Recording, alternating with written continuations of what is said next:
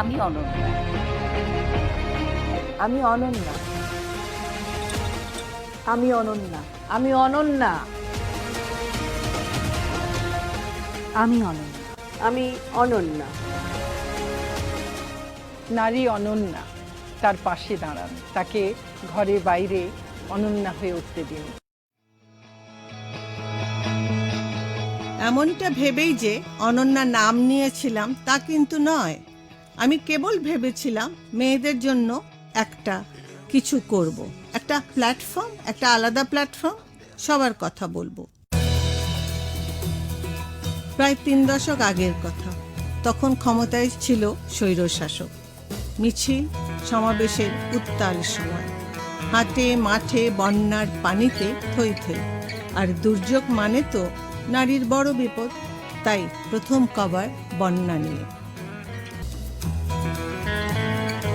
আর আপনি যদি আমার কাছে জানতে চান কেমন সমাজ আমি চাই, কি চায় অনন্যা, তাহলে আমি বলবো, চলুন না সবাই মিলে একটা সমাজ করি, যেখানে নারী পুরুষ সকলেই এক কাতারে হাঁটবেন, একেবারে পাশাপাশি।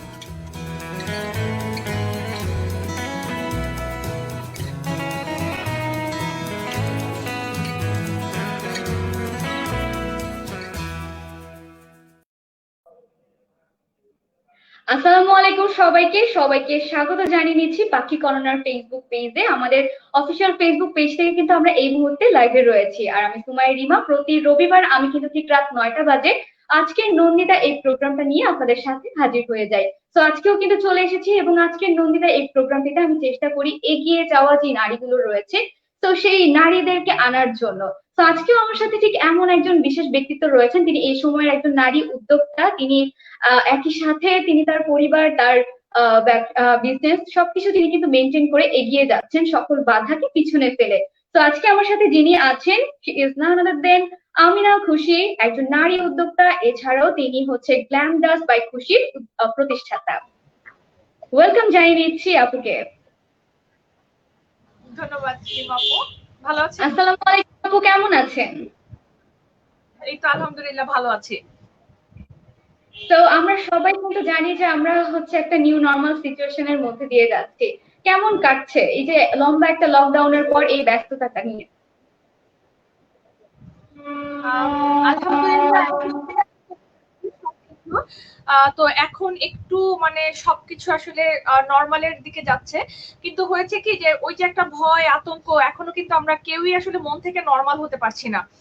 আর যেটা রিমা আপু, এখন আপনারা যদি বাইরে যান, বাইরে যাওয়ার সময় দেখবেন যে সব সময় একটা মানে আগের মতো যে মানে অবস্থাটা কিন্তু নেই। এখন এখন কিন্তু সব সময় একটা মানে একটা জিনিস করতে যাবেন, আপনার কিন্তু সব সময় একটা ভয় কাজ করবে যে আমি কি সেফ কিনা, বা আমি কি যেই জন্য যাচ্ছি, আমি যে উদ্দেশ্যে যাচ্ছি ওটা কি সফলভাবে করে আসতে পারবো কিনা, মানে সুস্থ হয়ে মানে ভাইরাস না নিয়ে ঘরে ফিরতে পারবো কিনা। এটা একটা অনেক বড় একটা জিনিস। হ্যাঁ, তো এখন আসলে সবকিছু মানে নর্মাল হচ্ছে, কিন্তু তারপরেও আসলে সবারই মনে ভয় আছে একটা।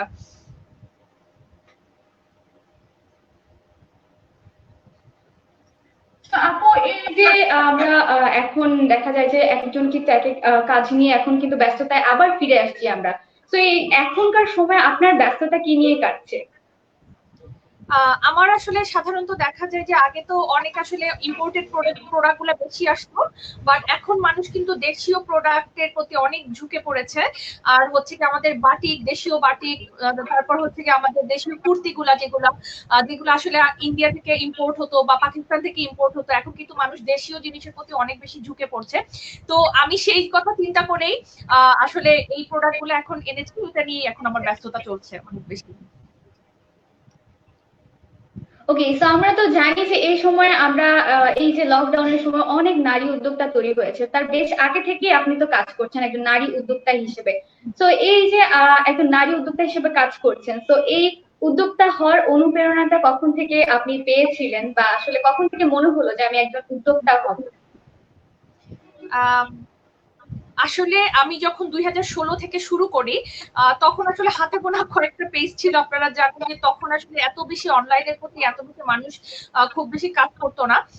এবং আসলে আমাকে আসলে যে কেউ অনুপ্রেরণা দিবে, অনুপ্রেরণা সবাই পরে দিয়েছে যখন আমি স্টার্টটা করেছি, কিন্তু প্রথম থেকে কিন্তু আমি নিজেই মোটামুটি মানে কিভাবে কি করতে হবে কেউ আইডিয়া দেওয়ার ছিল না, সাপোর্টিভ মানে কিভাবে সাপোর্ট করেছে হয়তো তারা একভাবে মানসিক ভাবে, কিন্তু আসলে তখন থেকে মানে আমাকে একা অনেকটা হাঁটতে হয়েছে, স্ট্রাগল করতে হয়েছে, এবং পরিবার মেনটেন করে তখন আমার জাস্ট 2016 এ জাস্ট বেবি হলো।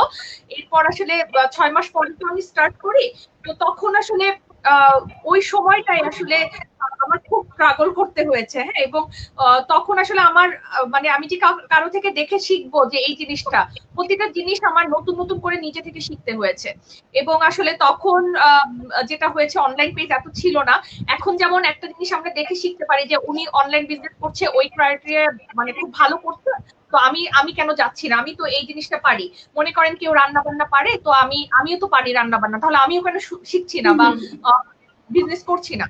তো এই জিনিসটা মানে এখন যেমন হচ্ছে তখন কিন্তু ওই সময়টা কিন্তু এরকম ছিল না। তো পুরোটা সময় আমাকে অনেক অনেক রিসার্চ করতে হয়েছে এবং উদ্যোক্তা হওয়ার জন্য অনেকটা পথ আমার পাড়ি দিতে হয়েছে।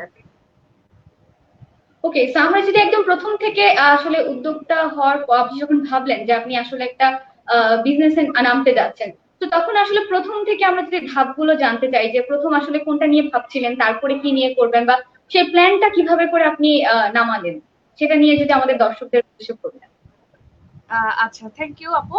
প্রথমে হচ্ছে গিয়ে আমার মানে সবসময় মনে হতো যে আমরা যারা মিডল ক্লাস ফ্যামিলি, তো আমাদের অনলাইন শপিংটা কিন্তু 2016 এর দিকে একটু বিলাসিতা ছিল, কারণ ইম্পোর্টেড প্রোডাক্ট গুলা কিন্তু আনার জন্য অনেক বেশি মানে আমরা তখন কল্পনাই করতে পারতাম না যে ইউকে থেকে, আমরা ভাবতাম যে ইউকে লন্ডন থেকে বা আমেরিকা থেকে কোনো ফ্যামিলি মানে মেম্বার এসেছেন, সাথে করে একটু গিফট নিয়ে এসেছেন, একটা পারফিউম বা কিছু ফেস ওয়াশ বা যাই পাইতাম আমরা কিন্তু অনেক খুশি ছিলাম তখন।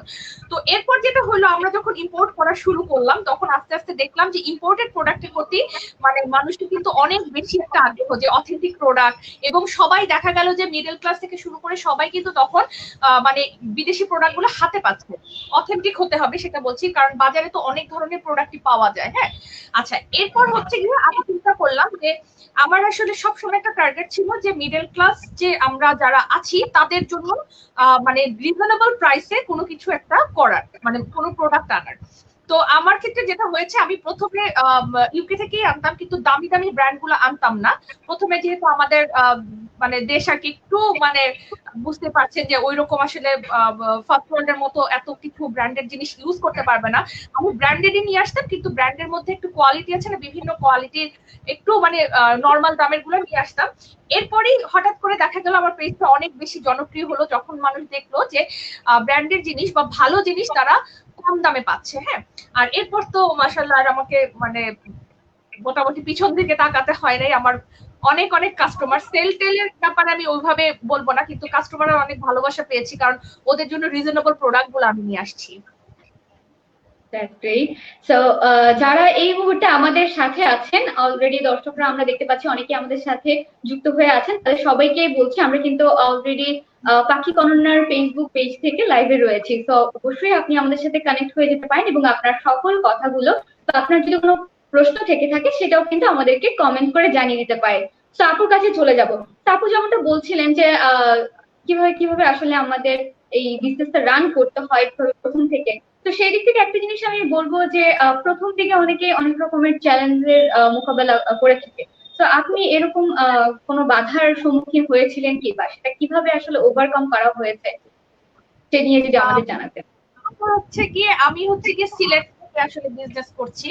সিলেট হচ্ছে গিয়ে একটা ছোট শহর, এখানের গন্ডি আমার খুব লিমিটেড। আমি কিন্তু চাইলেই ঢাকার মতো অত বড় পরিসরে আমি করতে পারিনি প্রথম থেকেই। তো আমার যখন একটা প্রোডাক্ট আমার কিনতে হতো, যেটা আমি চিন্তা করেছি যে আমি ওই প্রোডাক্টটা কিনবো, মনে করেন কাপড়ের ক্ষেত্রে, তো ঢাকায় যেমন অনেক অনেক হোলসেলার থাকে, আমাদের সিলেটটা কিন্তু খুব ছোট শহর, এখান থেকে কিন্তু খুব বেশি কিন্তু আগানো মানে আমি চিন্তা করি নাই কখনো এত মানে বড় কিছু একটা করব। তো আস্তে আস্তে আমি মানে বিভিন্ন প্রোডাক্টের মাধ্যমে মানে প্রোডাক্ট আনার পরে দেখা গেল যে কাস্টমারের যে বিশ্বাসযোগ্যতা, এই জিনিসটা যখন আমি পেলাম, এরপর থেকেই আসলে আমার কাজ করার পরিধিটা আসলে স্মুথ হয়ে যায়। হ্যাঁ, আর যেটা হয়েছে প্রথম দিকে বাধা হ্যাঁ অবশ্যই ছিল, যেমন সিলেটের বাইরের যে কাস্টমাররা ছিলেন ওনারা প্রোডাক্ট পাওয়ার আগে বিকাশ করতে চাইতেন না। এই বাধাটা আমার সবচেয়ে বড়, যে ওনারা বলতেন না সিলেটে, ও আচ্ছা আমরা তো ঢাকায় ক্যাশ অন ডেলিভারি সিস্টেম, তো আমি তো আপনি সিলেট থেকে মানে আমরা আসলে নিতে পারছি না, কারণ ওই বিশ্বাসটা প্রথম দিকে ছিল না। তো এখন আলহামদুলিল্লাহ সিলেটের বাইরে প্রচুর কাস্টমার আমার ফেনী, নোয়াখালী, চিটাগং, তারপরে আপনার দিনাজপুর, রাজশাহী, খুলনা, মানে সারা বাংলাদেশের প্রতিটা কোনায় মোটামুটি গ্ল্যামডাস্টের প্রোডাক্ট যায়। তো এখন একটু স্মুথ হয়েছে সবকিছু। ওকে, তো আপু যেহেতু সিলেটে আপনি বিজনেস করছেন, তো সেই দিক থেকে আপনার কি কোনো ইচ্ছে আছে যে সিলেটের এই অঞ্চলটাকে আমি ফুটিয়ে তুলবো, বা দেশের অন্যান্য জেলা এখানে আছে সেখানে আমি আমার দেশের যে কোনো জিনিস নিয়ে কাজ করার কি কখনো ইচ্ছে আছে? আসলে আপু আমি তো অনলাইন বেস, প্রথমেই আমি বলে রাখি যে আমার অনলাইনের প্ল্যাটফর্মটাই আমার ভালো লাগে, কারণ আমার কাছে মনে হয় এই ক্ষেত্রে আমি পরিবারকে যথেষ্ট সময় দিতে পারছি। কারণ আসলে আমার ক্যারিয়ার প্লাস পরিবার আমার কাছে দুইটাই গুরুত্বপূর্ণ। হ্যাঁ, তো সবার আগে অবশ্যই বলবো আমার পরিবারটাকে আমি প্রাধান্য দিই, ক্যারিয়ারটা অবশ্যই আমার জীবনের একটা অংশ। তো দুইটা মেনটেন করে আমার কাছে মনে হয় না আমি খুব বেশি মানে ব্রাঞ্চ করতে পারবো গ্ল্যামডাস্টের, লাইক আপনার বিভিন্ন বাংলাদেশের বিভিন্ন কোনায় কোনায়। বাট আমরা চেষ্টা করছি অনলাইনের মাধ্যমে যতটুকু সম্ভব আমি ঘরে বসেই মানে প্রোডাক্ট গুলো পৌঁছে দেওয়ার সারা বাংলাদেশে। ওকে, তারপর যে ধাপগুলোর কথা বলছিলেন, আসলে আমরা একটার পর একটা যে ধাপগুলো, যে প্রথমে আমরা কি নিয়ে বিজনেসটা করব, বা সেটা আমি পণ্যগুলো কোথা থেকে আনবো, সেগুলো ডেলিভারির যে ব্যবস্থা, তো সবগুলো ক্ষেত্রে আমরা আসলে কিভাবে প্রফেশনালিজমটা মেনটেন করতে পারি? আসলে এটা নিজেকে একটু ছকের মধ্যে বেঁধে রাখতে হবে যে আমার আসলে কোন কাজগুলো আমি কোন ধাপে করব। হ্যাঁ, আমি যখন একটা বিজনেসে নামবো তখন অবশ্যই আমাকে প্রোডাক্ট সোর্সিং থেকে শুরু করে প্রত্যেকটা জিনিস নিয়ে কিন্তু আমার চিন্তা করতে হবে। এরপর হচ্ছে আপনার প্রফিট চিন্তা করতে হবে, আপনার ডেলিভারি যেন ফাস্ট হয় এই ব্যাপারে চিন্তা করতে হবে, যে ডেলিভারিটা যেন মানে খুব তাড়াতাড়ি আমার কাস্টমারের কাছে পৌঁছায়। আদারওয়াইজ কিন্তু কাস্টমার কিন্তু মানে ওদের স্যাটিসফ্যাকশনটা অনেক বড় একটা জিনিস বিজনেসের ক্ষেত্রে। তো আমরা যেটা হয়েছে প্রথম দিকে করোনার সময় কিন্তু আমরা এভাবে খুব ফাস্ট ডেলিভারি দিতে পারতাম না, আমার অনলাইনই ছিল, বাট আমি সপ্তাহে একদিন জাস্ট ডেলিভারি দিয়েছি। আমার বিজনেসের অনেক লস হয়েছে, বাট আমি আসলে মানে স্বাস্থ্য সুরক্ষাটাকে আসলে প্রথম থেকে অনেক মেনটেন করার ট্রাই করেছি, এবং আমার কাছে মনে হয়েছে জীবনের চাইতে আসলে আমার প্রোডাক্টের এইসব কিছু বড় না। হ্যাঁ, তো তখন একটু কাস্টমার নাখুশ হয়েছেন যে আপু আমরা তো এক্সপেক্ট করেছিলাম আপনি তখন প্রতি বৃহস্পতিবার বা শনিবার এরকম একটা ডেট সিলেক্ট করে দিতাম আর কি। তো বলেছে আপু গত সপ্তাহে অর্ডার করলাম এখনো আপনি দিচ্ছেন না। তখন আমি বললাম যে আপু আমাদের আগে তো স্বাস্থ্য সেবা সবকিছু মেনু, তারপর হচ্ছে কি আদার কাজগুলো আমাকে করতে হবে। তো এই ক্ষেত্রে যেটা হয় যে কাস্টমার স্যাটিসফ্যাকশনের ক্ষেত্রে আপনার যদি মানে আচরণ আপনি ব্যবহার যদি সুন্দর করে আপনি যদি বুঝাইয়া বলতে পারেন কাস্টমারকে, সেক্ষেত্রে কিন্তু আর প্রবলেমটা হয় না। তো এটা হলো গিয়ে গেল কাস্টমার স্যাটিসফ্যাকশন। নেক্সট হচ্ছে কি আপনার প্রোডাক্ট যে মানে আপনার সবকিছু অর্গানাইজ করা, মানে প্রতিটা জিনিস আপনার অনেক বেশি মানে আমাদের নেটওয়ার্কের মধ্যে কাজ করতে হয় আর কি। প্রতিটা জিনিস সম্পর্কে প্রোডাক্ট সোর্সিং, আমাদের হোলসেলারদের সাথে কন্ট্যাক্ট করা, কাস্টমারের কাছে পৌঁছানো, এবং প্রোডাক্ট কোয়ালিটি অবশ্যই ভালো হতে হয়। আদারওয়াইজ আসলে অনেস্টি ছাড়া বিজনেস আসলে কিছু করা যায় না। এটা আমি অনেক মানে সবসময় বলি যে অনেক নতুন উদ্যোক্তারা আসছেন এবং অনেকেই এরকমও হয়েছে বিকাশের টাকাটা আসলে মানে ওনারা আর পরে রিটার্ন করে নাই, বা প্রোডাক্টে একটা ফল্ট হয়েছে ওটা চেঞ্জ করে দেয় না, একটা ড্রেস নষ্ট হয়ে গেছে সেই ড্রেসটা উনি নষ্ট ড্রেসটাই আবার দিয়ে দিয়েছেন কিন্তু কাস্টমারকে ব্যাক করে নাই। তো এই জিনিসগুলো করলে না বিজনেসে খুব বেশি দিন আসলে আমার মনে হয় না যে টিকে থাকা যায়। অবশ্যই কাস্টমারের স্যাটিসফ্যাকশন থাকতে হবে। ওকে, সো আপু একটা জিনিস বলছিলেন যে এই যে লকডাউনের সময়টা বা লকডাউনের পরবর্তী যে সময়টা, এই সময়টার মধ্যে আমরা হচ্ছে নিজেদের সেফটিটা মেনটেন করে, বা কিভাবে আমরা হচ্ছে প্রপারলি সবকিছু যেন ঠিকঠাক মতো স্যানিটাইজ করে আমরা যেন মানে আমাদের বিজনেসটা চালু করতে পারি, রাখতে পারি করে। তো সেই দিক থেকে আপনি আসলে কি কি সেফটি মেনটেন করেছিলেন? প্রথমত আমার অফিসে সবসময় স্টক করা থাকতো হচ্ছে গিয়ে হ্যান্ড গ্লোভস এন্ড হচ্ছে গিয়ে মাস্ক। হ্যাঁ, তারপর হচ্ছে গিয়ে আমার যে ডেলিভারি বয় ছিল, দুইজন ছিল, ওদের সবসময় আমি একটা ছোট একটা বোতল ক্যারি করতে বলতাম, সেটা হচ্ছে গিয়ে আমাদের যেটা মানে রেগুলার যেটা হ্যান্ড স্যানিটাইজার বা এরকম ওদের ব্যাগেই থাকতো। এবং সবসময় ওদেরকে আমি ব্রিফ করতাম প্রতি মাসে একবার মোটামুটি। আমার বারবারই বলা হয় যাওয়ার সময় তো বলি এই তুমি কিন্তু বাস করে কাস্টমারের সামনে যাবা, এই তুমি কিন্তু দূরে থাকো, কারণ তোমারও সেফটি, ডেলিভারি ম্যানের প্লাস হচ্ছে আমার কাস্টমারেরও সেফটি। তো তো এই জিনিসগুলো আমি নিজে আমার অফিস থেকে প্রোভাইড করতাম, স্টিল নাও করছি, আমার মাস্ক এখনো আছে, আমি ওদেরকে প্রোভাইড করি। এবং তারপর হচ্ছে গিয়ে বাকিটা হচ্ছে গিয়ে ওদের উপরে আসলে ওরা কতটুকু সেফ থাকছে, কারণ আমি হয়তো ইনস্ট্রাকশন দিয়ে দিলাম, সবকিছু দিলাম, কিন্তু ওরা বলতেছে মানে আমাদের যেটা হয় বাঙালিদের আমাদের সমস্যা যে সবকিছু আর কি খুব লাইটলি পরে দিয়ে নিয়ে নেই। তো ওদের যেটা হয় আপু গরম লাগতেছে, আপু মাস্ক পরে থাকতে পারছি না। তো এই জিনিসগুলো ওদেরকে বারবার বোঝাতাম যে ভাইয়া তুমি যদি না পড়ো তাহলে তোমারই একটা মানে সমস্যা, তুমি যদি এখানে একজনের কাছে ডেলিভারি দিতে যাও, সে যদি করোনা ইনফেক্টেড হয়ে থাকে সেক্ষেত্রে কিন্তু তোমারই প্রবলেম হবে, তো তোমার নিজের ভালোর জন্য এটা করতে হবে।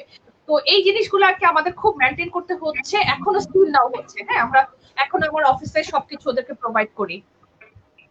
ওকে, সো আপু একটা জিনিস আমি কিছুক্ষণ আগে যেমনটা বলছিলেন, যখন আমরা পণ্য ডেলিভারি দিয়ে থাকি তখন কিন্তু দেখা যায় যে মানে অনলাইন ভিত্তিক যারা বিজনেস গুলো করে তাদের ক্ষেত্রে এই কোশ্চেনটা অনেকবার ফেস করতে হয়েছে।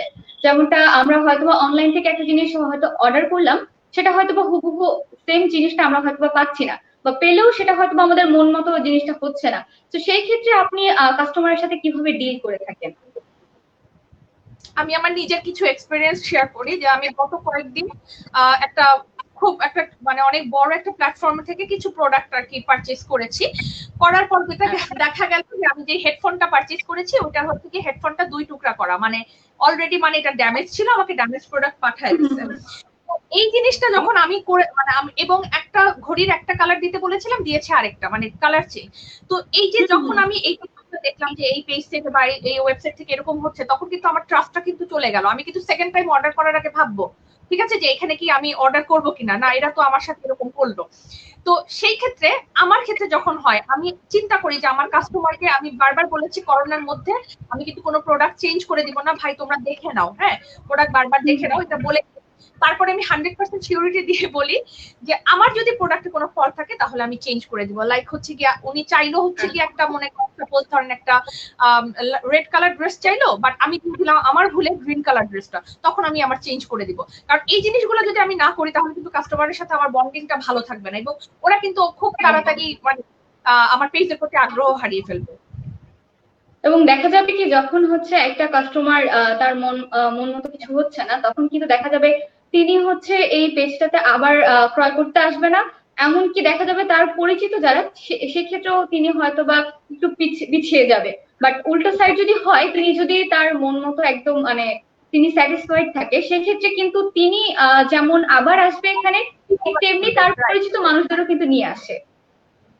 সেটাই এরকমও হয়েছে। একটা ফ্রেন্ড একটা ইউনিভার্সিটির, ও প্রথমে আমার একটা প্রোডাক্ট কিনে স্যাটিসফাইড, ওর পুরো ফ্রেন্ডদের গ্রুপ নিয়ে আমার অফিসে চলে আসছে, আপু আপনার কাছে এত সুন্দর সুন্দর লিপস্টিক পাওয়া যায়, আজকে তো আমার সব ফ্রেন্ডকে নিয়ে আসছি। তো ওদের থেকে আরো ওদের ফ্যামিলি মেম্বার আরো ফ্রেন্ড এরকম জেনেছে। তো এটা আসলে একটা কমিউনিকেশন স্কিল বলেন, বা একটা হয় না যে আপনার প্রোডাক্ট যখন ভালো থাকবে মানুষ এমনিতেই মানে এটা মানে পপুলারিটি পাবে। আলহামদুলিল্লাহ এই ব্যাপারে আমি অনেক স্যাটিসফাইড, আমার এখনো কোনো নেগেটিভ রিভিউ আসে নাই আল্লাহর অশেষ রহমতে। তো আপু একটা জিনিস জানতে চাবো যে মানে সবকিছু রেখে আপনি অনলাইন বিজনেসের প্রতি কেন ঝুঁকেছেন, বা অনলাইন বিজনেসের উপকারিতা গুলো কি কি আছে? এই সময়ের অনেক নতুন উদ্যোক্তা তৈরি হয়েছে, আসলে তাদের জন্য আমার এই প্রশ্নটা করা। আচ্ছা, প্রথম কথা হচ্ছে কি আমি তো প্রথমে শিক্ষকতা করতাম, আমি 3 বছর শিক্ষকতা করেছি।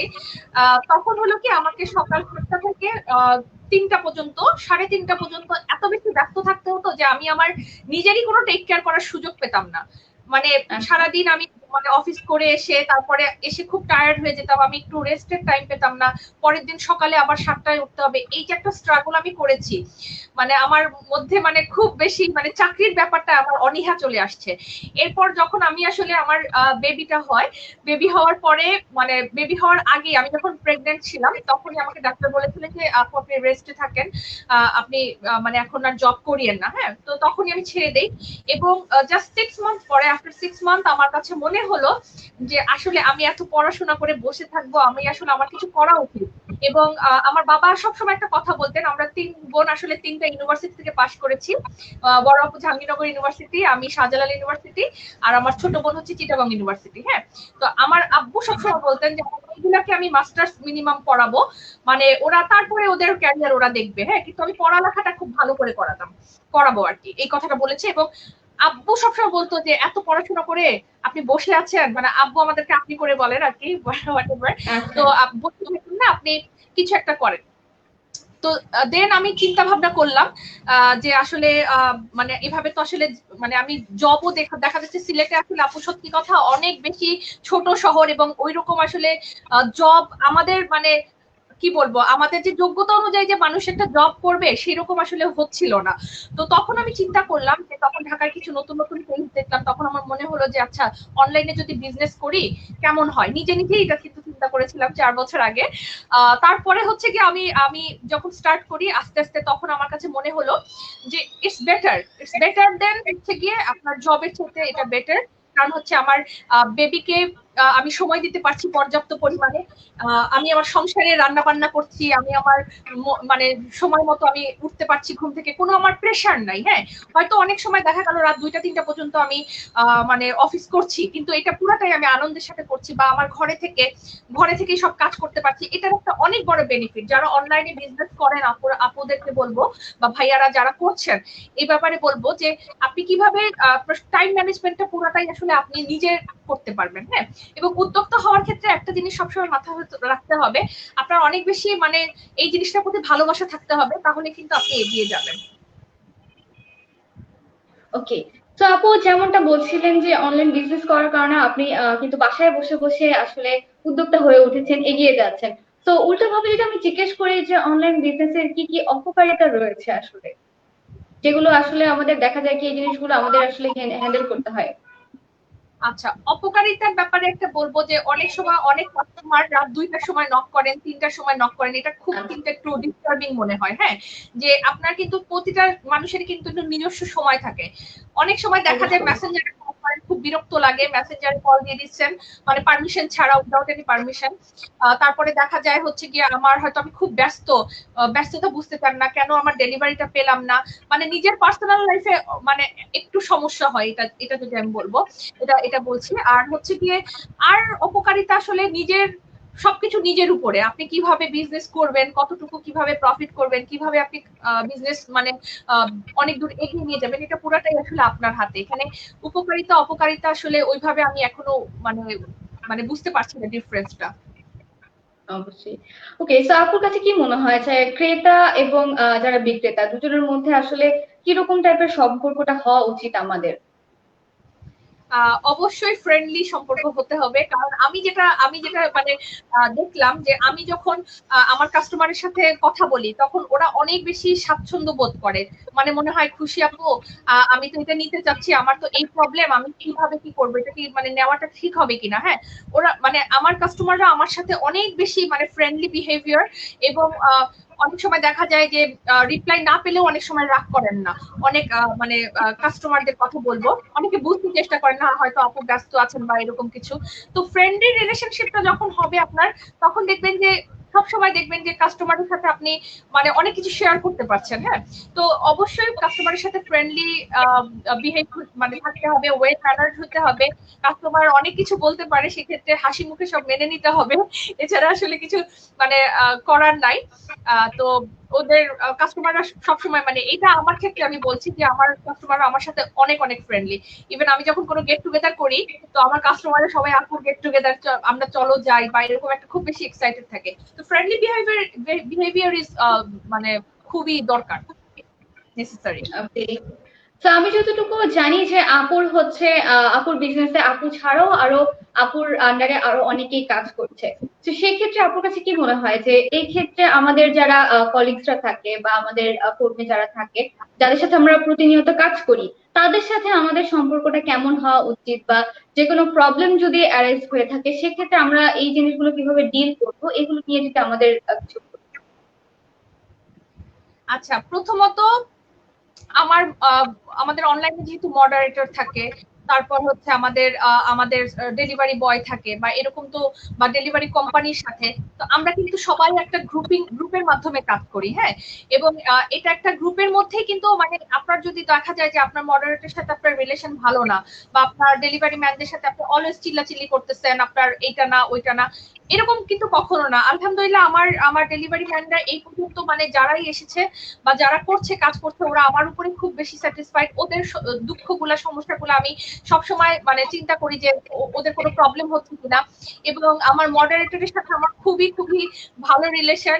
এবং আমি মানে অনেক কোম্পানিতে এরকম হয় যে স্যার স্যার ম্যাডাম ম্যাডাম করে কথা বলে, বাট এইসব আমি একদমই মানে খুবই আমার মানে উইয়ার্ড লাগে। আমি সবসময় ওদেরকে বলছি তোমরা আমাকে কেউ ম্যাডাম ডেকো না, আমাকে আপা ডাকো, আমি তোমাদের আপু। এবং এবং এভাবেই কিন্তু যত বেশি আমরা ফ্রেন্ডলি হয়েছি তত বেশি আমাদের কাজ করতে খুব সুবিধা হয়েছে। একটা গ্রুপ ওয়ার্ক যেটাকে বলে, মানে এই ক্ষেত্রে কিন্তু অনেক বেশি সুবিধা হয়। ওকে, সো আপু আপনারা যখন উৎসবগুলোতে আমরা কিন্তু দেখি যে উৎসবগুলোতে কেন্দ্র করে আমাদের যারা অনলাইন বিজনেস করে থাকে তাদের মোটামুটি অনেকটাই প্রেশার থাকে বা কাজের চাপটা বেশি থাকে, তখন আপনি সবকিছু কিভাবে ডিল করেন? আসলে ঈদের সময় আমার খুব খুব বেশি প্রেসার গিয়েছে গত 2টা ঈদে। করোনার মধ্যে কেউ বাইরে বের হতে পারে নাই যে একটু শপিং করবে বা কোনো কিছু। তো আমি অনলাইনে দেখা গিয়েছে যে আমার লাইভের মধ্যেই মানে এরকমও হয়েছে যে আমি অনলাইনে ড্রেস যখন সেল করেছি ঈদের সময়, রোজারদের কথা স্পেশালি বলবো আমি, মানে আমি ইফতার করেছি, ইফতার করার পরে জাস্ট মানে কোনো রকমের নামাজ পড়ে ইফতার করে আমি চলে এসেছি লাইভে। এরপর 1.5 ঘন্টা দাঁড়িয়ে আমি দেখা গেছে যে আমার তখন মানে লাইভ করতে হয়েছে, এরপর অর্ডার রেডি করতে হয়েছে। মানে এগুলো করতে করতে আমার দেখা গেছে যে সেহরির টাইম হয়ে গেছে। মানে উৎসব উৎসব যদি বলে আমাদের বাংলাদেশে তো সবচেয়ে বড় উৎসব হচ্ছে আমাদের রোজার ঈদ, যেটা আর কি। ওই ঈদে এবং এরপর কোরবানি সেম করোনার জন্য সবাই অনলাইনের প্রতি এত বেশি ঝুঁকে গিয়েছিল যে কেউ তো আসলে বাইরে গিয়ে শপিং করার মতো অবস্থা ছিল না তখন। তো তখন আমার কাজের প্রেশার অনেক অনেক বেশি ছিল এবং মানে খুব কষ্ট হয়েছে তখন আমি বলবো। আচ্ছা, সো আমরা কিন্তু জানি যে প্রত্যেকটা বিজনেস বলি বা প্রত্যেকটা সেক্টরেই কিন্তু আমাদের প্রতিদ্বন্দ্বী থাকে। তো সেই ক্ষেত্রে আপনি কি মনে করেন যখন কোনো প্রতিদ্বন্দ্বী থাকে আমাদের, তখন আসলে তার সাথে সম্পর্ক নষ্ট না করে কিভাবে আসলে টিকে থাকা যায়, এই জিনিসটা নিয়ে যদি আমাদেরকে জানাতেন। আচ্ছা, এই জিনিসটা হচ্ছে কি আপনার সব সময় নিজের প্রতি কনফিডেন্ট থাকতে হবে যে আমি যা করব আমি করব। হ্যাঁ, লাইক আমাদের সাথে সমসাময়িক যারা আছেন, আমাদের সিলেটে অনেকগুলো অনলাইন পেজই তো আছে। যারা পরে এসেছে তাদের মানে কথা কিছু বলছি না, যারা সমসাময়িক অনেকেই দেখেছি একজনের সাথে আরেকজনের খুব বেশি মানে মন কষাকষি, যুদ্ধ, এগুলা আমার সব কানে এসেছে। বাট আমি সবার সাথে পার্সোনালি এত বেশি মানে সবাই আমার দেখা গেছে ফেসবুক ফ্রেন্ড, সবার সাথে আমি ভাইয়া কেমন আছেন, আপু কেমন আছেন, মানে আমার সাথে সবার রিলেশনটা মানে খুব ভালো। আমি মনে করি যে এটা খুব মানে রাখা উচিত, কারণ রিজিকটাকে আমরা যেটাকে বলি রিজিক আসলে যার যার লেখা থাকে। আমি যদি এখন ওর ক্ষতি করি আসলে কখনোই এটা আমার জন্য ভালো হবে না। আমি যদি এতটুকু রিজিক নিয়ে আসি আমি আমার জন্য নিয়ে আসছি, আমি অন্যর হক নিয়ে কিছু করতে পারবো না। তো এখন আমাদের যেটা হচ্ছে সেটা হচ্ছে গিয়ে ওর পেজের নামে একটু বদনাম করে ফেললাম, ওর পেজের নামে একটু এটা করলাম ওইটা করলাম। এটা আসলে কখনোই ঠিক না। হ্যাঁ, আপনি যেটা করবেন সেটা আপনি ভালো করে করেন, আপনি যখন উপরে যাবেন সবাই মানে নিচে নেমে যাবে, মানে মানে নিজে থেকেই নিচে নেমে যাবে, আপনার কাউকে টেনে নামাতে হবে না। ঠিক আছে, তো আপনি আপনার কাজের মাধ্যমে এগিয়ে যান, এটাই বলবো।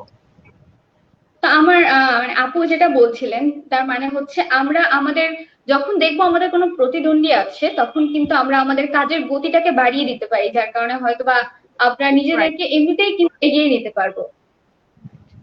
সেটাই।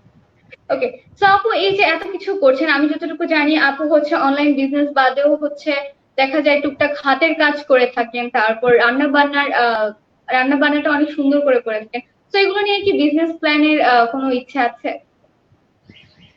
আসলে আমি যখন ছোট ছিলাম তখন আমি যেটাই পারতাম আমার মনে হতো আমি ওইটা নিয়েই আসলে বিজনেস করা যায় বা এরকম এরকম মনে হতো যে আমার একটা, যখন আমি বেকিং শুরু করি আজকে থেকে প্রায় 10 ইয়ার্স অলমোস্ট হবে, আরো বেশি, মানে তখন থেকে আমি ছোটবেলা থেকে একটু বেকিং এর প্রতি আমার একটু আকর্ষণ। তো যখন আমি কেক বানাতাম তখন আমার মনে হতো আমার একটা নিজস্ব একটা কেকের দোকান থাকবে। হ্যাঁ, তো আমি ওইটা করতে পারি, মানে আমার তো একটু এরকম। বা যখনই যেটা করেছি তখন মনে হচ্ছে যে এটা নিয়ে কিছু কাজ করলে কেমন হয়। কিন্তু আসলে হয় কি যে সব দিকেও যদি আমি আসলে বেশি অ্যাটেনশন দিয়ে দেই না, তখন কিন্তু আমার একটা যে আমি যেটা নিয়ে কাজ করছি সেটার প্রতি আসলে আমি ডিস্ট্রাক্ট হয়ে যাবো, আমার কাছে মনে হয়। তো আমি রান্না বান্না ঘরের জন্যই থাকুক। এখন অনেক ভালো ভালো পেজ হয়েছে, ওরা রান্না করছে, খাবার ডেলিভারি দিচ্ছে, তারপর কেক ডেলিভারি দিচ্ছে, ওরাও কিছু করুক আর আমি আপাতত এগুলো নিয়েই থাকি। ওকে, আপুর কাছে আসলে কি মনে হয় যে যারা নতুন উদ্যোক্তারা হচ্ছে, একজন উদ্যোক্তা হতে গেলে তাদের মধ্যে কি কি জিনিস আসলে থাকা উচিত? অবশ্যই অনেক ধৈর্য থাকতে হবে, অনেক বেশি মানে ধৈর্য ছাড়া আসলে কোনো কিছু না, লেগে থাকতে হবে। হ্যাঁ, যে আজকে আমি ফেইলিয়ার হলাম, আজকে আমি পড়ে গেলাম, ঠিক আছে, এখন আমাকে উঠে দাঁড়াতে হবে, সেই শক্তিটুকু আমার থাকতে হবে।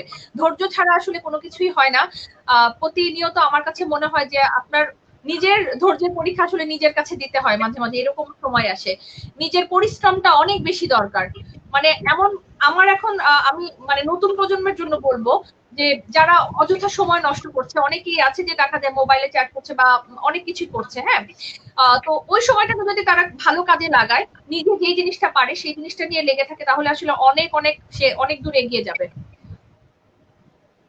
তো ওকে, একজন ধৈর্য নতুন উদ্যোক্তা হিসেবে কিন্তু আমরা যদি বলি যে এই অনলাইনে প্রচুর লকডাউনের সময়টাতে অনেক উদ্যোক্তা তৈরি হয়েছে, তো তাদের আসলে কি কি জিনিস আপনার কাছে মনে হয় যে এই কয়দিনে কি কিছু কি নোটিশ করা হয়েছে যে এই জিনিসটা আমার মনে হয় যে এখনকার সময় যারা উদ্যোক্তা তাদের ঠিক করা উচিত, বা এই জিনিসটা নিয়ে তাদের আরো কাজ করা উচিত? যেমন আমি বলবো যে কিছু মানে ক্রিয়েট হয়েছে, ক্রিয়েট হওয়ার পর ওরা মোটামুটি বাস্তব রান্না করতে জানে। হ্যাঁ, তো ওরা পেজ খুলে ফেলছে, এটা ভালো হোক বা খারাপ হোক এটা যাচাই না করে পেজ খুলে সে এখন উদ্যোক্তা। তো এরপর যখন আপনি খাবারের যখন আপনি আনলেন, বাসায় আনলেন, খেয়ে দেখলেন যে খাবারটা আসলে ওইরকম আপনার মানে এক্সপেকটেশন অনুযায়ী হয় নাই, তখন কিন্তু ওই পেজটার প্রতি আপনার একটা নেগেটিভ একটা মানে ধারণা আসবে। তো এখন অহরহ কেউ যদি রান্না পারে খাবারের পেজ খুলছে, কেউ যদি এটা পারে মনে করেন বিভিন্ন একটু মানে সাজগোজ পারে সে বিউটি ব্লগার হয়ে যাচ্ছে, মানে এরকম আছে না, অনেক কিছু কিন্তু হয়ে যাচ্ছে।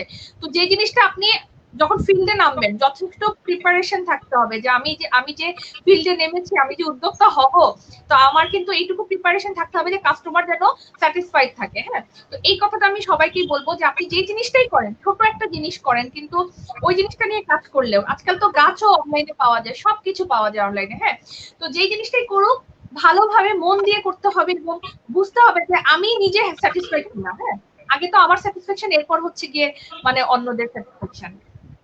তো এই জিনিসটা সবার মাথায় রাখতে হবে। হ্যাঁ, ওকে, দেখতে পাচ্ছি না আমাদের সাথে অনেকেই দর্শকরা যুক্ত হয়ে আছেন, তো তাদের থেকে কিছু কমেন্টস আমি নিয়ে নিতে চাচ্ছিলাম। ওকে, সো দেখতে পাচ্ছি আমাদের সাথে অঙ্কুর আছেন জয়েন করে, তিনি বলছেন অলরাউন্ডার খুশি আপু, আপু অনেক ধৈর্য নিয়ে এই পর্যন্ত এসেছে। এটা এটা ট্রু, ধৈর্য আসলে অনেক বড় একটা ফ্যাক্টর। এটা আসলে মানে কি বলবো, ধৈর্য ছাড়া আসলে এতদিন এত দূর আসলেই আসা যেত না। আমি নিজেও মাঝে মাঝে অবাক হয়ে যাই। থ্যাংক ইউ অঙ্কুর তোমার সুন্দর কোয়েশ্চেনের জন্য আপু। আচ্ছা, সো অনেকেই বলছিলেন, অনেক কমেন্টস করে যাচ্ছিলেন আপু নাকি খুব বেশি খুব ভালো করে কেক বানাতে পারেন এবং বেক আইটেম গুলো খুব ভালো করতে পারেন। আর আচ্ছা, আরো অনেকেই আমাদের সাথে কানেক্ট হয়েছিলেন। তো আপুর কাছে চলে যাব। আপু, আপনার কাছে কি মনে হয় যে যারা উদ্যোক্তারা রয়েছে অনেকেই মনে করে যে প্রথম ধাপটা যখন গ্রহণ করতে যায় তখন তাদের একটা মানে কি করবে কি করবে না, আসলে কিভাবে শুরু করবে, প্রথম এই জিনিসটা নিয়ে তারা অনেক দ্বিধাদ্বন্দ্বে থাকে। তো এই সময়টাতে আমাদের আসলে কি করা উচিত? কথা হচ্ছে কি সবার আগে নিজেকে ডিসাইড করতে হবে যে আমি বিজনেস করব। হ্যাঁ, এরপর হচ্ছে কি আমার বিজনেসের প্ল্যান করতে হবে যে আমি আসলে করব যে কি করব। হ্যাঁ, আমি কোন কোন পর্যায়ে আমি ভালো করব। যেমন আমার হয়তো গাছের প্রতি অনেক শখ, তাহলে আমি গাছ নিয়ে কাজ করি, তাহলে কিন্তু ওই ওই সেক্টরটাতে কিন্তু আমি অনেক ভালো করব। হ্যাঁ, আমার যেই জিনিসটা নিয়ে আমি ভালো সেই জিনিসটাই কিন্তু আমার মানে প্যাশন যে জিনিসটাতে আছে সেই জিনিসটা কিন্তু আমার জন্য ভালো। হ্যাঁ, এরপর হচ্ছে কি প্ল্যানিং, এরপর হচ্ছে কি ইনভেস্টমেন্ট, সবকিছু মিলিয়ে আপনার কাছে যদি মনে হয় আপনি বিজনেস করতে পারবেন, আপনি টিকে থাকতে পারবেন, তাহলে আপনি বিজনেসে আসেন। Welcome, most welcome to the business world. Okay, তো আপু প্রথম যখন বিজনেস শুরু করা হলো, তো আপনার কাছে কি মনে হয় যে প্রচারণাতে বা মার্কেটিং এর যে ব্যাপারটা, ব্র্যান্ডিং এর যে ব্যাপারটা, এই সময়টাতে আসলে কখন আমাদের নামা উচিত? আমার তো মনে হয় যে শুরু থেকে, কারণ আমি যেটা করেছি আমার যখন মানে 2016 এর কথা বলবো, যখন স্টার্ট করেছি তখন সিলেটে আসলে এক্সিবিশন জিনিসটা খুব কম হতো। 2016 মাঝামাঝিতে হবে। তখন আমি যেটা 16 মাঝে না, সরি 17 মাঝামাঝিতে আমি আমার ফার্স্ট এক্সিবিশনটা করি, এবং এক্সিবিশনে উপচে পড়া ভিড় ছিল।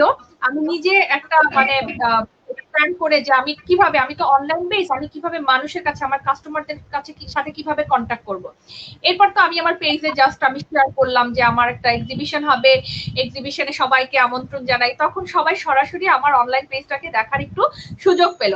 এবং এই যে এক্সিবিশন গুলো হয়, বা আপনার শেয়ার বলেন বা পাবলিসিটি বলেন বা অ্যাডভার্টাইজিং বলেন, এটা তো অনেক বেশি জরুরি। আপনি প্রথম থেকে এটা আপনাকে করতে হবে, আদারওয়াইজ তো আপনি মানে সবার কাছে পৌঁছাতে পারবেন না। ওকে, সো আপুর এই ক্ষেত্রে আমি যতটুকু দেখলাম যে আপু বেশ অনেকগুলো গুণেই গুণান্বিত। সো এত কিছু রেখে কেন আপুর কাছে মনে হলো যে এই সাইডটা নিয়ে আমি কাজ করব? বা আপু, আমি যতটুকু জানি আপু খুব সুন্দর মেক ওভার করতে পারে। তো কেন মনে হলো যে অন্য জিনিসগুলো নয়, বেকিং নয়, কেন মেক ওভার নয়, এই জিনিসটাতে কেন আসা হলো আসলে?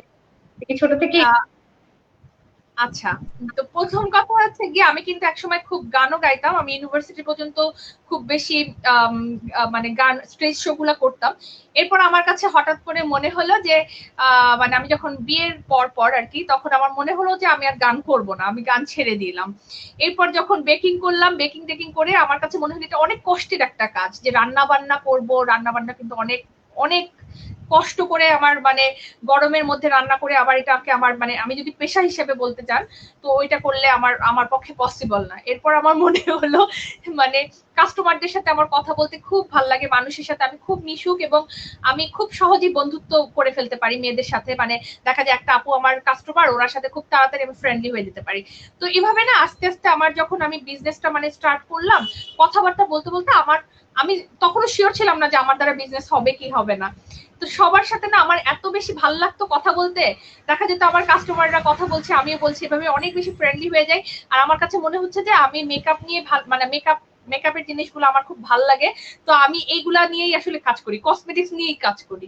তো প্রথমে আমি শুরু করে দিই কসমেটিক্স, এরপর তো আস্তে আস্তে দেখা গেল আমাদের দেশীয় বাটিক নিয়ে কাজ করলাম, এখনো করছি, স্টিল নাও করছি। এরপর কুর্তি নিয়ে কাজ করছি, এরপর মানে মাল্টিপল জিনিস নিয়ে কাজ করছি। তো এইভাবেই আসলে আমার বিজনেসটা আসলে গ্রো করছে আস্তে আস্তে। ওকে, তো আমরা যেমনটা দেখছিলাম যে আপনি একই সাথে আপনার অবসর সময়গুলোতেও কিন্তু এই কাজে লাগানোর চেষ্টা করে থাকেন বিভিন্ন কাজে।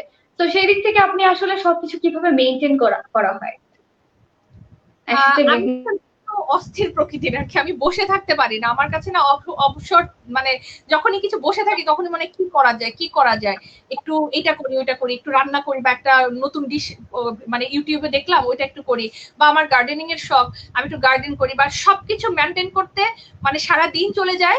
এবং ভালোই লাগে আসলে ব্যস্ততা, আমাকে আমার আমার অনেক ভালো লাগে। অনেকে বলে এত ব্যস্ত, বাট ব্যস্ততা হলো কি সবচেয়ে ভালো। আমি যখনই দেখি যে আমি চুপচাপ বসে আছি, বা মানে কি বলবো, যখন শুয়ে বসে থাকি আমার কেন জানি মন খারাপ লাগে, মনে হয় কিছু একটা করছি না কেন, এইরকম আর কি। তো এই হচ্ছে অবস্থা। ওকে, তো আপু এই ক্ষেত্রে ফ্যামিলি থেকে সাপোর্ট কতটুকু ছিল? আমরা অবশ্যই জানি ফ্যামিলি সাপোর্ট ছিল, আদারওয়াইজ এত দূর পর্যন্ত আসা যেত না। তো সেক্ষেত্রে ফ্যামিলির সাপোর্টটা কেমন ছিল, এবং ফ্যামিলি থেকে অনুপ্রেরণার জায়গাটা সবচেয়ে বেশি কোথা থেকে এসেছে?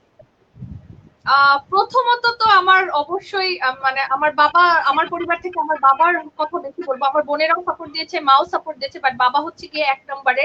কারণ যখন আমি কিছুই ছিলাম না, জিরো ছিলাম, তখন আমার বাবা আমাকে সবচেয়ে বেশি সাপোর্ট দিয়েছে। এরপর আরেকজনের কথা বলবো, উনি হচ্ছেন গিয়ে আমার হাজবেন্ড। আমার হাজবেন্ড হচ্ছে গিয়ে আমার মানে ক্লাসমেট ছিল। তো আমরা দুজনেই যখন পরিকল্পনা করতাম যে মানে এটা করি বা এটা করি, তখন ও সবসময় আমাকে না সাপোর্ট দিত, হ্যাঁ, যে তুমি করবা, আচ্ছা করো। তো ওর সাপোর্টটা এরপরেই আমি বলবো। এরপর আমার শ্বশুর বাড়ির প্রত্যেকটা মানুষ আমি বলবো, কারো কথা স্পেশালি আমার শাশুড়ি, আমার যা, আমার ভাসুর বাড়ির প্রতিটা মানুষকে আমাকে সব সময় মানে খুশি, এটা করো ওইটা করো, মানে সব সময় ওরা আমাকে হেল্প করেছে। মানে সব সময় মেন্টাল একটা সাপোর্ট দরকার হয় না, মানে আমরা তো টাকা থাকলে আসলে বিজনেস হয় না, আমাদের মেন্টাল সাপোর্ট লাগে, আমাদের ফিজিক্যাল আদার কাজগুলো থাকে। তো এই ক্ষেত্রে আমার পরিবার আসলে আমি ওদের কাছে প্রচন্ড কৃতজ্ঞ আজকে এত দূর পর্যন্ত আসতে পেরেছি। ওকে, আমাদের সাথে অলরেডি কমেন্টে দেখতে পাচ্ছিলাম অনেকেই আছেন। নাফিসা বলছেন যে আপু ইন্ডিয়া নেপাল ট্রাভেল করেছিলেন। সরি, আমি বুঝতে পারিনি। নাফিসা কমেন্ট করেছেন, তিনি বলছিলেন যে আপু নেপাল এবং ইন্ডিয়া দুই জায়গাতেই ট্রাভেল করেছেন এবং সেই ট্যুরের অভিজ্ঞতা যদি আমাদের সাথে শেয়ার করতেন সেটা জানতে চাচ্ছিল।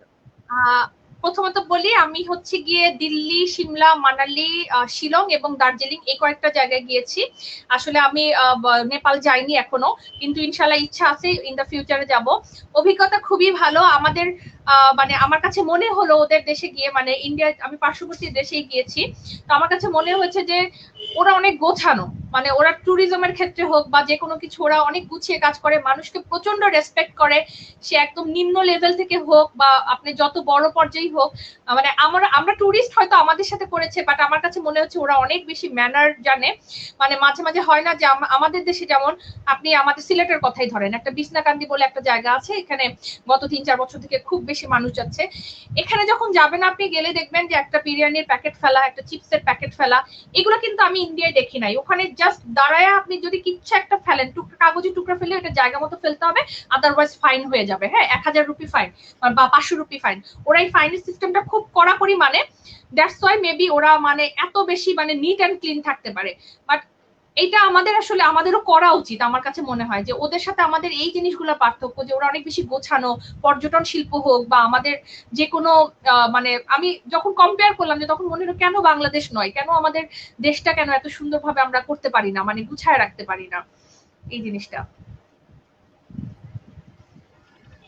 ওকে, তো সেই দিক থেকে একজন উদ্যোক্তা হিসেবে, একজন নারী উদ্যোক্তা হিসেবে আপনি কি মনে করেন যে এই মুহূর্তে আমাদের নারীদের কি কি জিনিস আসলে আরো এগিয়ে নেওয়া উচিত?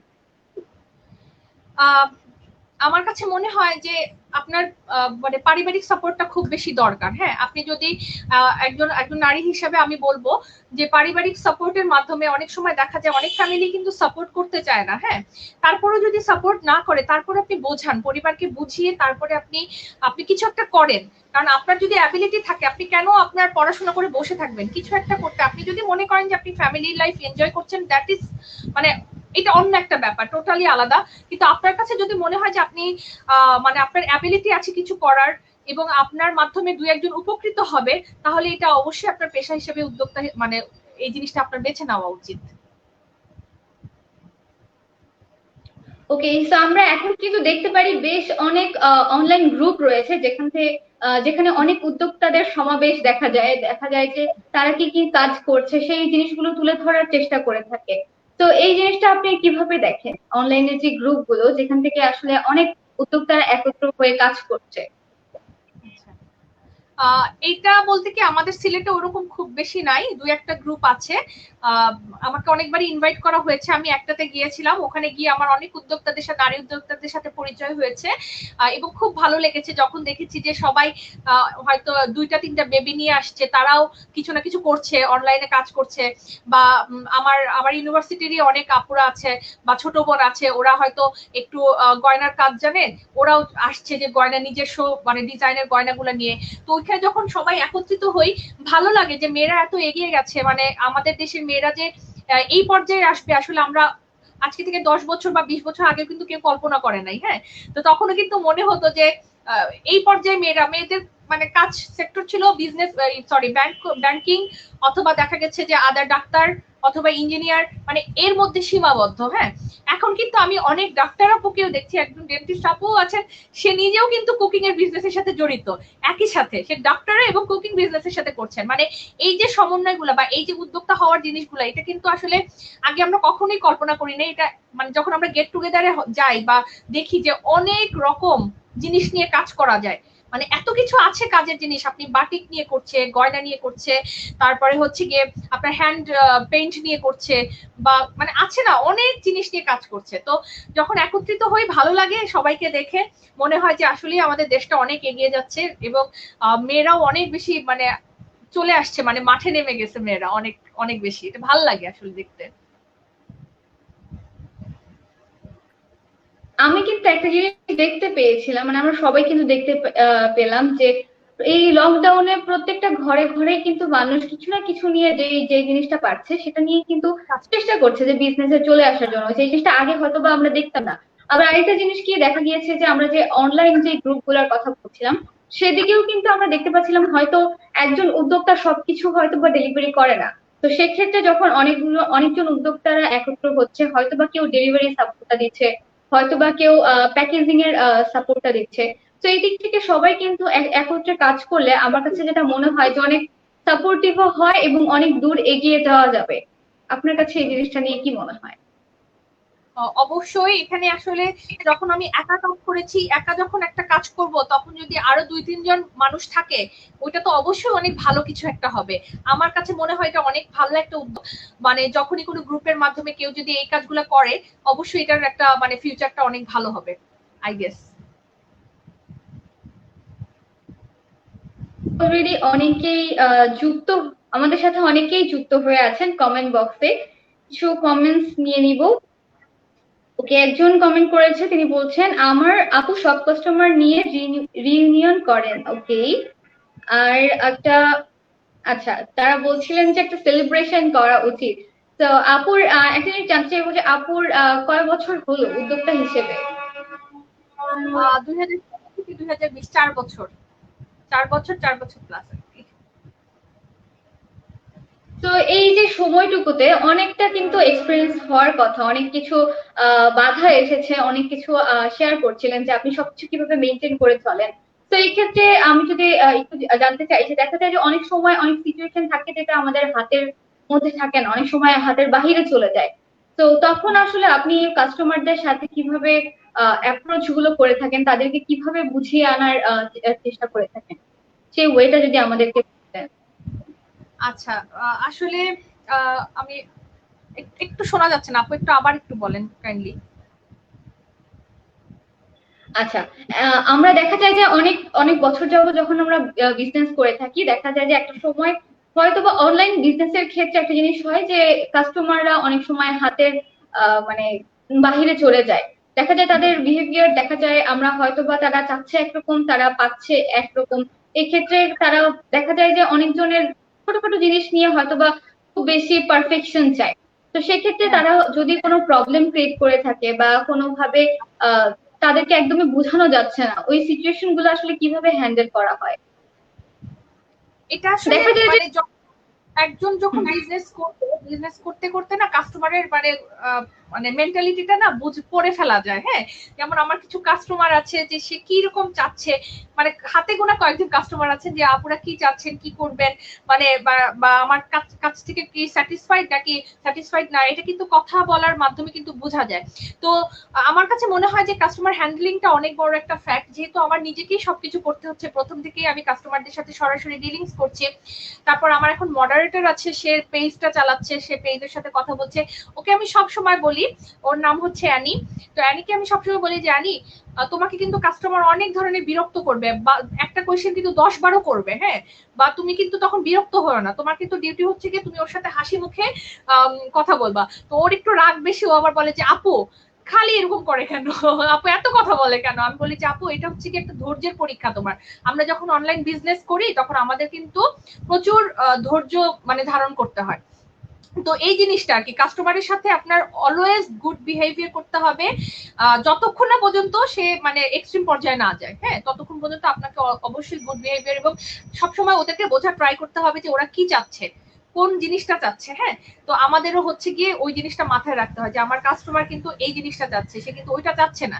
এই জিনিসগুলো সবসময় ওদের সাথে কথা বলে বলে আমাদের মোটামুটি একটু বুঝতে হয় আর কি। তো এই পর্যায়ে এসে আপুর ফিউচার পরিকল্পনা কি কি আছে, বা যদি জানতে চাই যে আপুর স্বপ্ন ঝুড়িতে আসলে কি কি স্বপ্ন আছে? ফিউচার তো আসলে অলমাইটির হাতে, আমরা খুবই আসলে প্ল্যান করে কিছুই হয় না।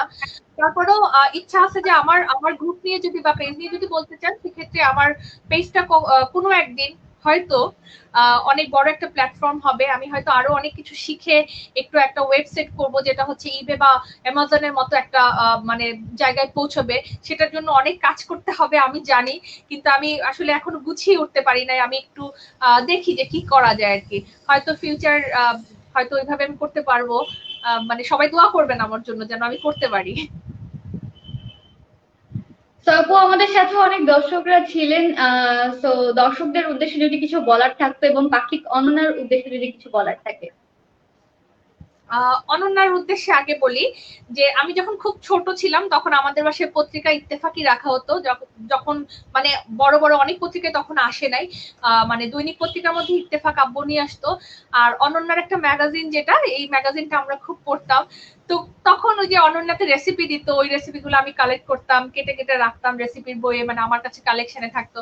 তো কোনোদিন আসলে স্বপ্নেও ভাবি নাই যে অনন্যাতে আমি কোনোদিন একটা সাক্ষাৎকার দিব অ্যাজ এ এন্টারপ্রেনার হিসেবে, মানে এইভাবে আমি কখনোই চিন্তা করি নাই। তো এটা আমার জন্য খুব খুশির একটা দিন আজকে, যে এবং এটা কিন্তু খুব মানে হঠাৎ করেই হলো, আমি আসলে ওরকম ভাবে মেন্টালিও প্রিপেয়ার ছিলাম না। আর হচ্ছে কি আমি খুবই এক্সাইটেড ছিলাম। আর thank you so much Ananya যে আমাকে ইনভাইট করেছেন, আপনারা সেটা যোগ্য মনে করেছেন। আর হচ্ছে গিয়ে দর্শকদের উদ্দেশ্যে বলবো যে জীবনে সবারই অনেক স্বপ্ন থাকে, তো স্বপ্ন পূরণের যিনি মালিক তিনি তো করবেন, তারপরে স্বপ্ন দেখা ছাড়বেন না, স্বপ্ন নিয়েই বেঁচে থাকি আমরা, তো স্বপ্ন দেখতে থাকুন। ধন্যবাদ আপুকে আমাদের সাথে এতটা সময় দেওয়ার জন্য, এতগুলো ইনফরমেশন শেয়ার করার জন্য। আই হোপ দ্যাট যারা উদ্যোক্তারা, যারা নতুন উদ্যোক্তারা আমাদের সাথে ছিলেন তারা অনেক কিছু আজকে জানতে পেরেছেন, এবং যারা দর্শকরা ছিলেন তারা অনেক কিছু জানতে পেরেছেন। তারা পুরোটা সময় আমাদের সাথে থাকার জন্য প্রত্যেকটা দর্শককে অসংখ্য ধন্যবাদ। আপুকেও ধন্যবাদ জানাচ্ছি পাখি গণনার পক্ষ থেকে। তো আজকের মতো আমি এখানেই বিদায় নিতে চাচ্ছি, এবং প্রতি রবিবার আমি সুমাইয়া রিমা আপনাদের সাথে কিন্তু আজকের নন্দিতা এই প্রোগ্রামটা নিতে রবিবার ঠিক রাত 9টায় হাজির হয়ে যায়। তো নেক্সট রবিবার আবারও হাজির হয়ে যাব। আজকের মতো এখানেই শেষ করতে চাচ্ছি আমাদের এই অনুষ্ঠানটি। সবাই অনেক অনেক ভালো থাকবেন এবং পাখি অনন্যার সাথেই থাকবেন। ধন্যবাদ সবাই। শুভরাত্রি।